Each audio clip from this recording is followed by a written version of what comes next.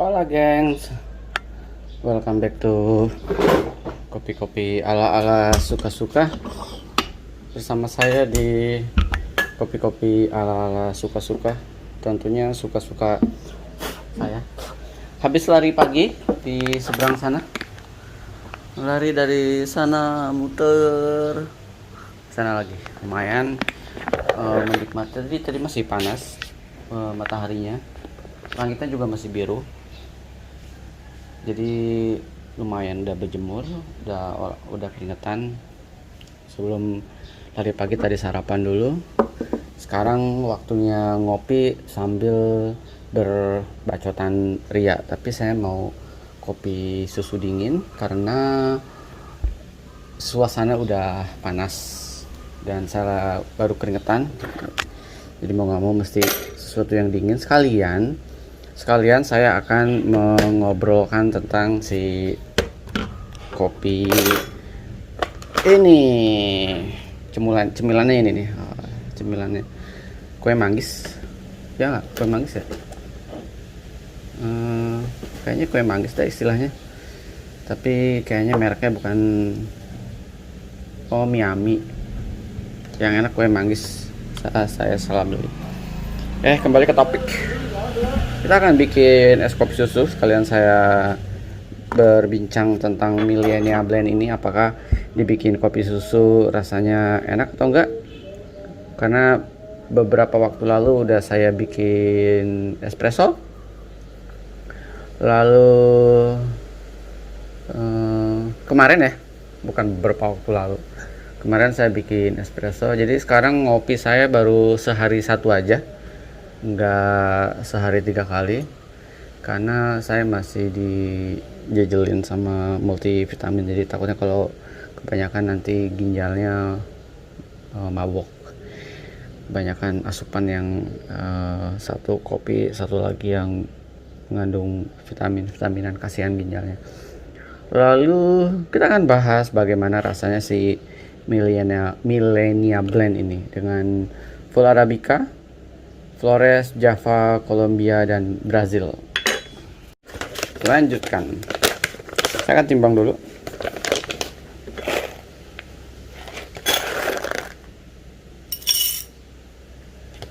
Roasting profil di medium. Sekali lagi kalau buat saya akan set di 18 lah. Kalau saya mainnya 18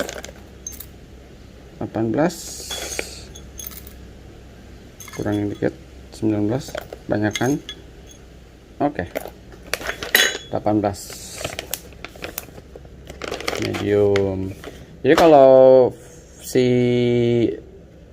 saya nggak bahas tentang si note cider, tapi kalau bicara notes dari beberapa single origin, biasanya kalau Flores itu ada coklatnya. Lalu kalau ini yang umum ya, kalau Java itu ada mokanya. Kalau Colombia juga ada coklatnya, tapi kadang kayak fruity juga. Kalau saya beli Colombia di si Starbucks, walaupun dia ada di blonde. Starbucks tuh blonde apa medium ya? Colombia medium kalau nggak salah. Kalaupun ada di medium, jadi masih ada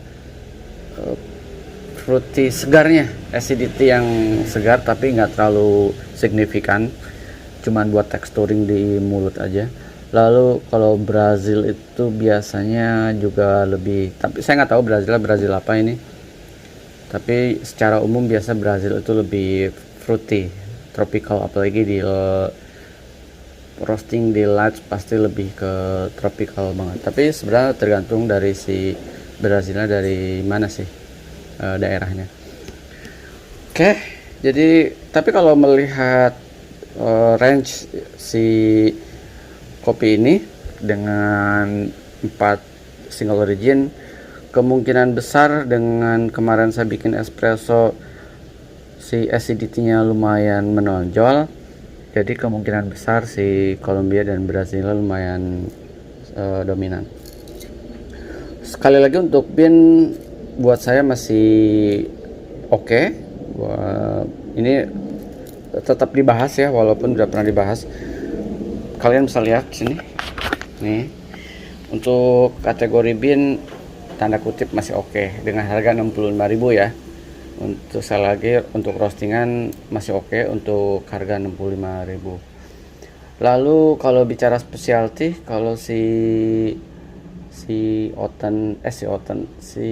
podcast itu klaimnya artisan coffee, kalau si Northsider ini kalau nggak salah klaimnya artisan specialty coffee. Jadi dia ini sekilas ya, jadi kayaknya mesti tetap ada pembahasannya supaya tetap diulang dan orang akan semakin aware, dan teman-teman ala-ala suka-suka kurang lebih akan semakin aware.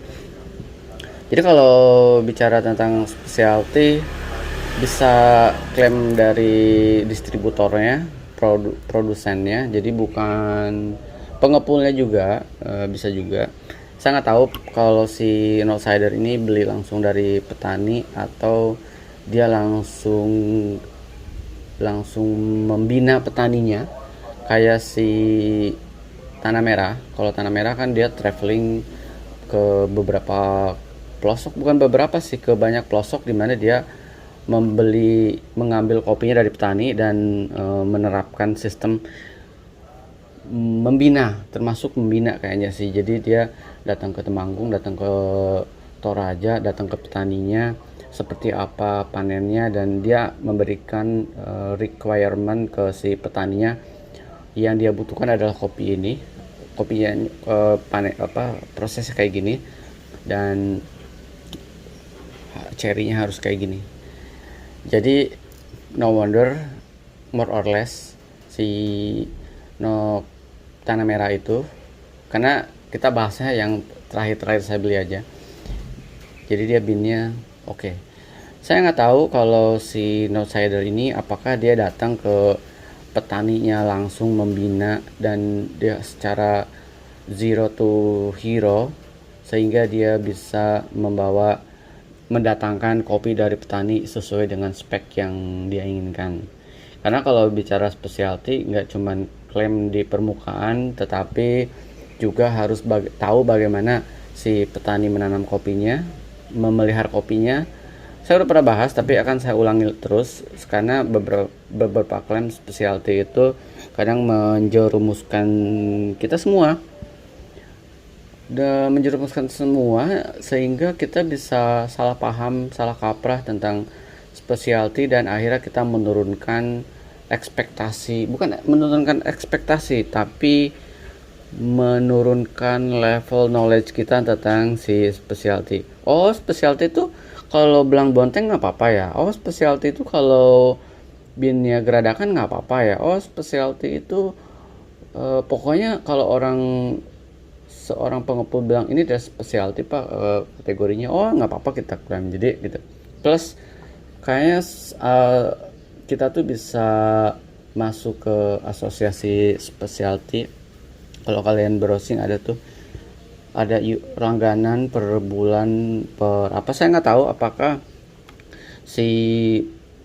ketika kita menjadi anggota itu super ketat banget, atau ketika masuk menjadi anggota ada spek yang mesti kita penuhi, the restnya ya udah spek itu kita lupakan. Saya juga nggak tahu karena saya nggak berkecimpung di dunia bisnis dan politik kopi plus tek-tek bengek di dalamnya.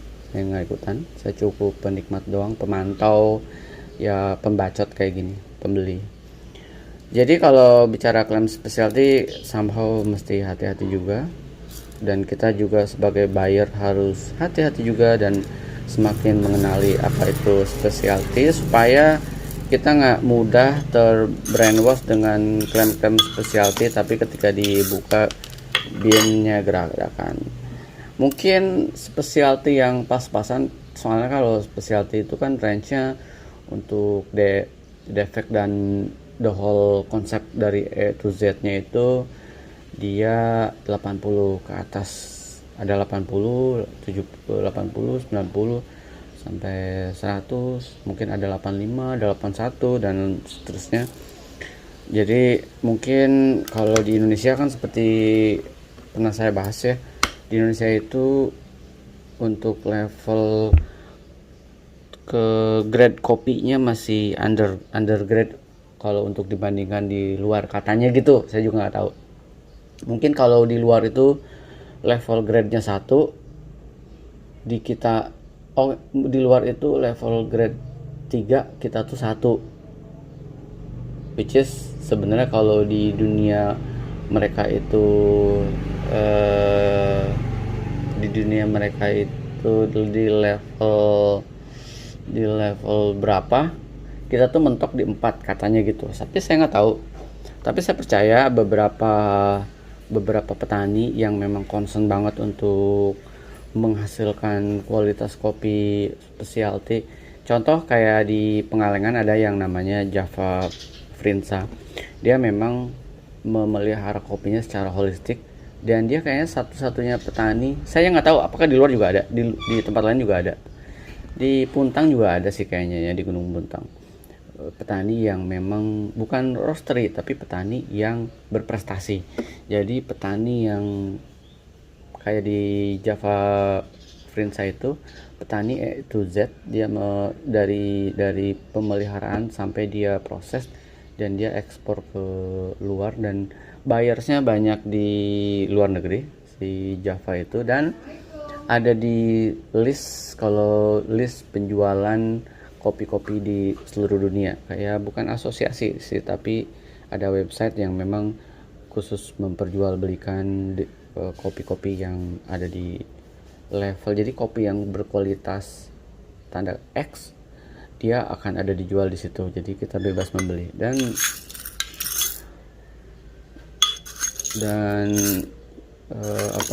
apa ya, ya udahlah, saya nggak pernah beli Java Frinsa sih, karena memang dia jualnya green bean kalau nggak salah, specialty green bean.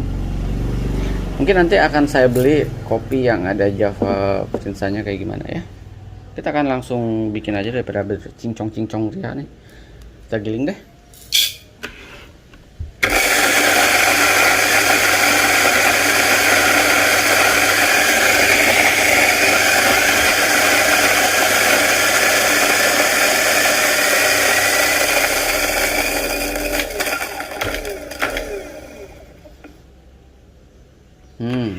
Oke, tunggu sebentar ya.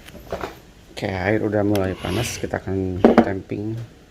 Mau bikin kopi aja berbacotan ria, tapi nggak apa, kan as info aja, nggak cuman banyak orang yang protes kelamaan ngomong loh gitu. Tapi sama orang butuh info itu supaya mungkin beberapa nggak terjebak dengan istilah-istilah specialty itu. Oke, camping, aduh mencong. Kalau sama satu lagi sih ada teman tuh lucu banget, sambil saya nunggu air panas, ada teman lucu banget, dia bilang YouTube lu menarik, tapi kok YouTube lu nggak rame kayak youtuber kopi lain ya, coba kolaborasi dengan mereka, dia bilang gitu. Kayak pernah bahas kayak, saya bilang nggak tahu ya. Saya sambil nunggu air panas ya, saya bilang gini, saya tuh bukan niatnya, memang bukan buat jadi YouTuber. Saya tuh memang penikmat kopi. Terus ada temen yang bilang, teman kantor termasuk si Tangan Belang, lu mesti videoin deh kopi-kopi lu, memberikan informasi ke mereka yang mungkin levelnya sama dengan lu doyan kopi, jadi lu bisa jadi referensi juga gitu. Bukan semerta-merta lu jadi ahli kopi, enggak, tapi lu bisa memberikan info roastery yang murah, roastery yang mahal, kopi yang enak based on lidah lu gitu. Karena dia bilang, gue percaya sih sama lidah lu soal kopi, jadi mending lu videoin deh daripada lu cuman pamer di IG doang alat ini, kopi ini. Nah, dari situ saya, oh ya udah, saya mulai bikin kopi, terus saya videoin. Awalnya saya bingung mau ngomong apa, dari awal saya bikin kopi saya videoin, saya nggak pernah pakai skrip, karena buat saya jadinya beban gitu. Gue mesti ngomong apa, mesti ditulis lah, mesti. Kalau teman saya itu yang si Tangan Belang, dia bikin skrip dulu, menyiapkan semuanya untuk diomongin di video. Kalau saya kan, Saya bikin kopi sehari 3 kali. Apa iya? Setiap saya mau bikin kopi, saya bikin skrip dulu. Mau ngomong apa ya? Nggak usah. Jadi kalau ada yang bilang video kelamaan, ya memang ini seperti ini kondisinya. Ngopi itu ya mesti ngobrol kayak gini. Kalau scripted pasti kaku. Ada notes yang mesti dicatat gitu. Oh, notesnya ini nanti saya jabarkan ini. Aduh, kaku banget. Jadi ya udah mengalir begitu aja apa adanya. Kalau misalkan berasa kepanjangan, kalian skip, cari info-info yang penting, atau ya saya bilang, ada yang bilang, "Bang, lu jangan bikin video lagi kelamaan." Terus saya bilang, "Lu jangan kesini lagi." Mungkin lu bukan target marketnya, mungkin lu nggak penting nonton video saya. Jadi saya sih nggak peduli ya, karena kalau bicara duit, aduh, receh banget deh si YouTube ini menghasilkan duit. Even buat kebutuhan ngopi seminggu aja nggak memenuhi. Jadi saya cuman hobi memvideokan, nggak penting itu menghasilkan duit atau enggak, kalian mau subscribe atau enggak, kalian mau notif atau enggak, tergantung kebutuhan kalian. Saya nggak memaksakan. Kalau orang-orang kan di ujung-ujung tuh selalu bilang, jangan lupa subscribe, klik lonceng. Nggak perlu lah, saya nggak memaksakan orang untuk menonton YouTube saya. Yang merasa penting dan berkepentingan aja silahkan ditonton. Kalau enggak, nggak usah mencela lah ya. Memang suara saya kayak gini, nggak pakai skrip, jadi kadang ngomong ada mikir dulu sebentar, harap dimaklumin aja ya kan, natural aja. Saya nggak pernah, asli saya nggak pernah kepikiran mau bikin skrip untuk capek-capek. Besok saya mau ngopi kopi susu nih, bikin skrip dulu pusing banget mau ngopi bikin skrip. Terus ada yang bilang, lu mau ngopi ribet banget. Nah, karena ini saya konteksnya adalah berbincang dulu dengan teman ala-ala suka-suka, memberikan informasi. Kalau saya nggak dibacotin kayak gini ya, bikin kopi ya satu-satu jadi minum udah. Karena ada kebutuhan lain yang membuat saya udah 94 derajat Celcius. Ada kebutuhan lain yang membuat saya harus bikin. Sebelum ini saya mau buang airnya dulu. Saya tambahkan susu dulu. Susunya saya set, kalau kalian suka bertanya-tanya susunya berapa. Ini saya kasih sekitar 150. Udah lebih dikit. It's okay kok. Saya pinggirkan dulu. Saya taruh di sini. Lalu saya kasih air di 15 gram, 60 mili. Yes, pas 60. Tutup dulu. Lalu kita akan yes, saya akan langsung brew di sini ya. Saya akan langsung brew di sini aja supaya nggak buang-buang. Oke ya, aman ya. Diginiin deh. Nah, biar kelihatan sedikit cantik. Sip. Mari kita proses. Kita akan bikin dia saling menyerap si kopinya bersama air sekitar berapa second, 20 sampai 30. Lalu kita press. Saya berdiri ya.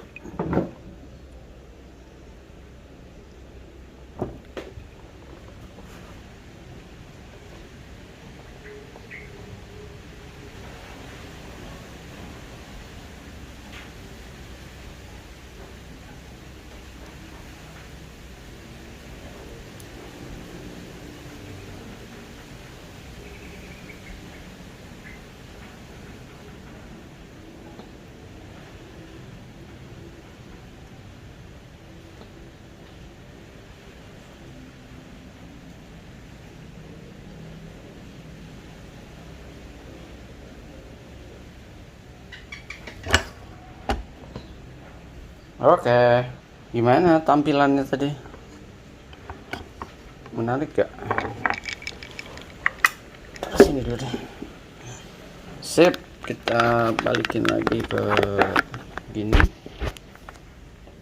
Lalu saya lihat bagian atasnya. Tadi kayaknya menarik ya. Kita akan cobain. 18 gram, air 60, biasa output espressonya di 40, lalu suhu 94 derajat celcius. Saya gilingan Vema di 2,5 dan susunya 155 atau 150. Saya nggak pakai gula. Kita akan cobain aromanya.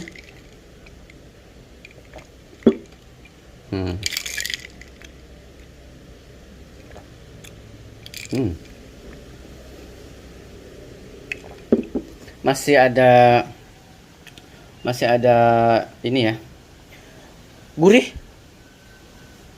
Masih ada texturing acidity-nya di ujung kanan kiri menjelang tenggorokan.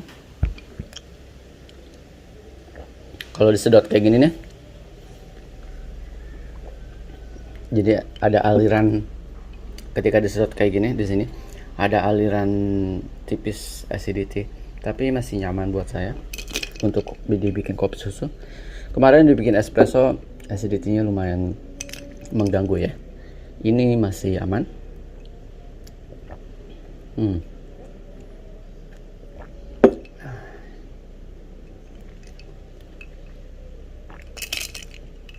Buat saya dibikin kopi susu enak. Bikin kopi susu enak, tapi untuk gramasi 18 gram tipis banget si rasanya. Bukan tipikal es kopi susu yang nendang. Jadi ya tipis-tipis, cantik gitu. Bukan kayak saya minum kopi susunya kayak pakai Finlock, atau bahkan kemarin saya pakai si Tanah Merah, apalagi sama Polo Gato nya Workas atau Polo Mero atau Mapiole atau si Tuku atau Tetangga Blend atau si Tuku Cipte Blend. Jauh lah ya, ini ringan banget. Saya ambil ngemil.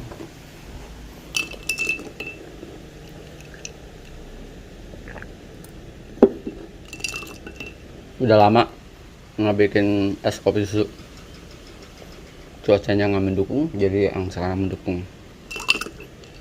Lagi ya. Oke. Closing.